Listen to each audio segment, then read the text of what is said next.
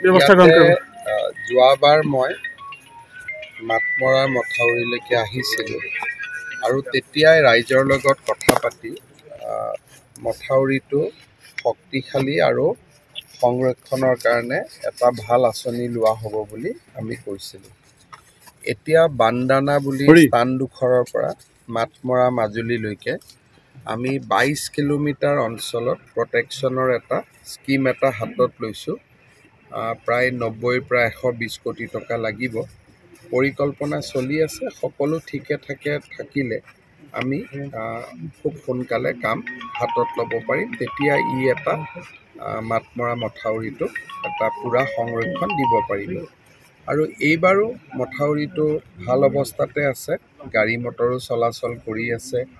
আৰু ই যদিও কোনোবা জেগাত অলপ বইল হৈছে, তথাপিতো ব্ৰহ্মপুত্ৰৰ পানী এইবাৰ ঢকুৱাখানা সমষ্টিৰ ভিতৰত সোমোৱা নাই। সেইটো আমাৰ বাবে এটা সুখৰ খবৰ। কিন্তু তথাপিতো বিভিন্ন উপনৈৰ পানীয়ে ঢকুৱাখানাত বানপানীত 50খনমান গাঁৱক আক্ৰান্ত কৰিছে।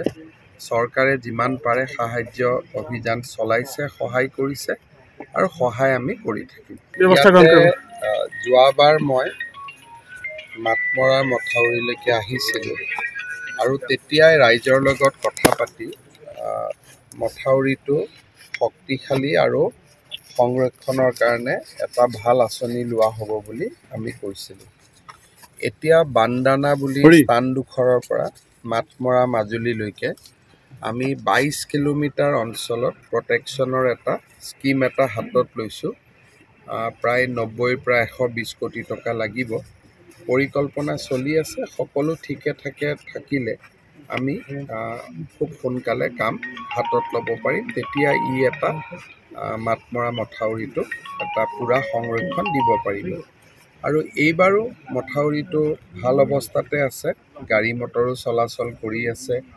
আৰু ই যদিও কোনোবা জেগাত অলপ বইল হৈছে, তথাপিতো ব্ৰহ্মপুত্ৰৰ পানী এইবাৰ ঢকুৱাখানা সমষ্টিৰ ভিতৰত সোমোৱা নাই।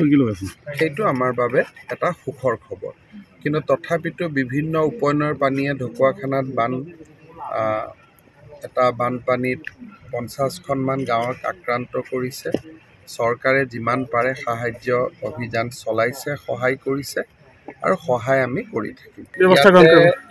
যোৱাবাৰ মই মাতমৰাৰ মথাউৰিলৈকে আহিছিলোঁ আৰু তেতিয়াই ৰাইজৰ লগত কথা পাতি মথাউৰিটো শক্তিশালী আৰু সংৰক্ষণৰ কাৰণে এটা ভাল আঁচনি লোৱা হ'ব বুলি আমি কৈছিলোঁ।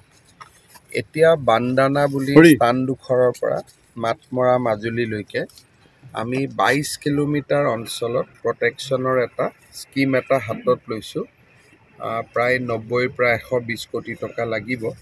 পৰিকল্পনা চলি আছে। সকলো ঠিকে থাকিলে আমি খুব সোনকালে কাম হাতত ল'ব পাৰিম। তেতিয়া ই এটা মাতমৰা মথাউৰিটো এটা পূৰা সংৰক্ষণ দিব পাৰিব। আৰু এইবাৰো মথাউৰিটো ভাল অৱস্থাতে আছে, গাড়ী মটৰো চলাচল কৰি আছে। আৰু ই যদিও কোনোবা জেগাত অলপ বইল হৈছে, তথাপিতো ব্ৰহ্মপুত্ৰৰ পানী এইবাৰ ঢকুৱাখানা সমষ্টিৰ ভিতৰত সোমোৱা নাই। সেইটো আমাৰ বাবে এটা সুখৰ খবৰ। কিন্তু তথাপিতো বিভিন্ন উপনৈৰ পানীয়ে ঢকুৱাখানাত বানপানীত 50খনমান গাঁৱক আক্ৰান্ত কৰিছে। চৰকাৰে যিমান পাৰে সাহায্য অভিযান চলাইছে, সহায় কৰিছে আৰু সহায় আমি কৰি থাকিম।